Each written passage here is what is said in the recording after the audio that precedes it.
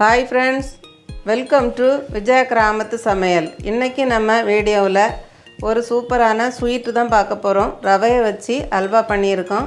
இது ரொம்ப டேஸ்ட்டாக இருக்கும். ஃபுல்லாகவே வித்தியாசமான முறையில் நம்ம இந்த அல்வா பண்ணியிருக்கோம். இந்த ரவை அல்வாவை எப்படி பண்ணலான்னு பார்க்கலாம் வாங்க. ரவையில் அல்வா பண்ணுறதுக்கு ஃபஸ்ட்டு ஒரு பவுல் எடுத்துக்கிடுங்க.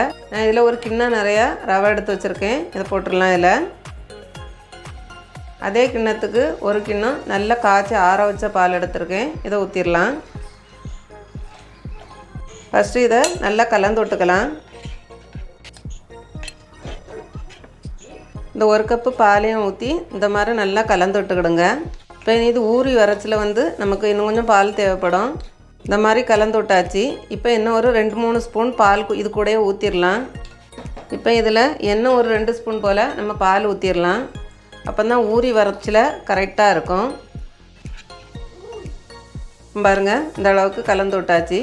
நம்ம ஊற வச்ச ரவைக்கு மேலே இந்த அளவுக்கு பால் கெட்டுப்பட்டு நின்னா தான் இது ஊறச்சில் நமக்கு கரெக்டாக இருக்கும். இப்போ இதை ஒரு 10 நிமிஷத்துக்கு நம்ம ஊற வச்சிடலாம். இப்போ அடுப்பில் ஒரு பாத்திரம் வச்சுக்கிடுங்க. நம்ம ரவை எடுத்த அதே கிண்ணத்துக்கு ஒரு கிண்ணம் சீனி எடுத்துருக்கேன். இதை போட்டுடலாம். இப்போ இதே கிண்ணத்துக்கு 4 கிண்ணம் நம்ம தண்ணி ஊற்றிடலாம்.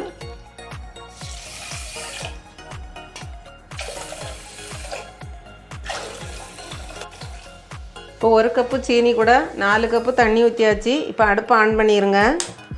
ஆன் பண்ணி இதை கொதிச்ச வச்சா போதும்.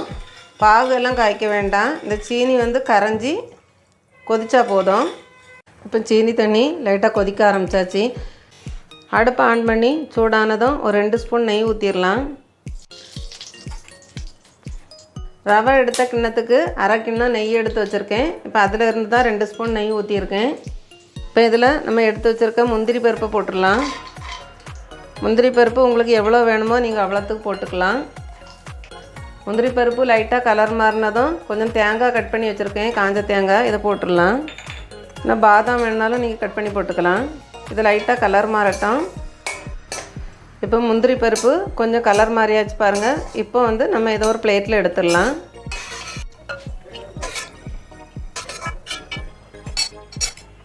வறுத்த முந்திரி பருப்பையும் தேங்காயும் ஒரு பிளேட்டில் எடுத்தாச்சு. அடுத்தது அடுப்பை ஆன் பண்ணி ஒரு கடாயை வச்சுக்கிடுங்க. நம்ம எடுத்து வச்சுருந்த நெய்யிலிருந்து 2 ஸ்பூன் ஊற்றிடலாம். நெய் உருகுனதும் நம்ம ஊற வச்சுருந்த ரவை இதில் ஊற்றிடலாம். இப்போ பாருங்கள், நம்ம ஊற்றின பாலெல்லாம் நல்லா உறிஞ்சி ரவை நல்லா ஊறி போய் இருக்குது. இது இந்த நெய்யில் ஊற்றிடலாம்.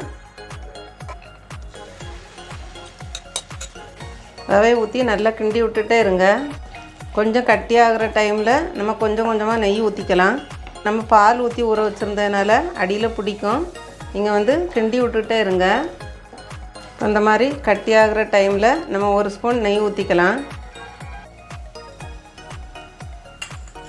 இப்போ அடுத்தாலையும் கொஞ்சம் நெய் ஊற்றிக்கலாம்.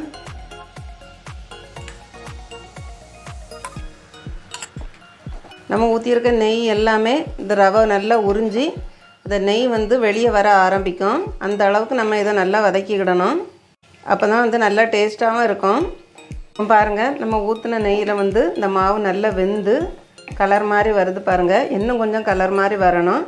நம்ம ஊற்றின நெய்யும் கொஞ்சம் பிரிஞ்சு வரோம் வெளியில். அந்த டைமில் தான் நம்ம சீனி தண்ணி ஊற்றணும். இப்போ பாருங்கள், நான் அரை கிண்ணம் நெய் எடுத்து வச்சுருந்ததுலே இவ்வளோ மீதி இருக்குது பாருங்கள். ஒயிட் கலரில் போட்டோம். இப்போ நல்லா மெரூன் கலரில் வந்தாச்சு பாருங்கள். இப்போ நம்ம ஊற்றியிருக்க நெய் கூட எல்லாம் பிரிஞ்சு வர ஆரம்பிக்கும்.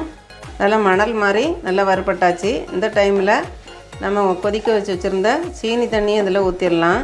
இந்த மாதிரி கலர் வரணும். வந்தக்கப்புறம் தான் இந்த சீனி தண்ணி ஊற்றணும்.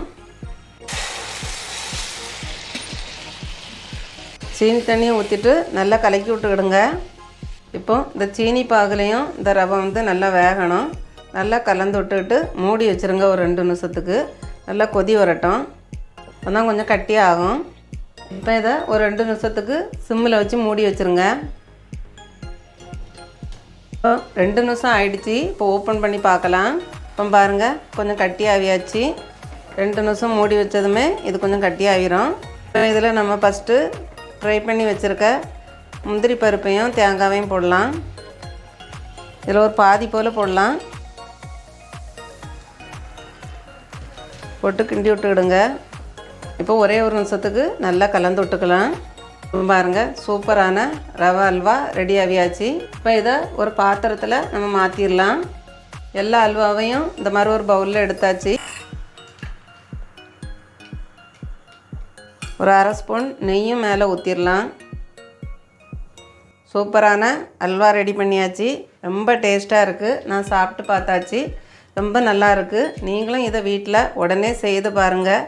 நீங்களும் இதே மெத்தடில் பண்ணி பாருங்கள், சூப்பராக வரும். இதை உடனே செய்து பார்த்துட்டு எப்படி இருந்துங்கிறத கமெண்ட்ஸ் பண்ணுங்கள். உங்களுக்கு இந்த வீடியோ பிடிச்சிருந்துன்னா விஜயா கிராமத்து சமையலை சப்ஸ்கிரைப் பண்ணுங்கள். வணக்கம்.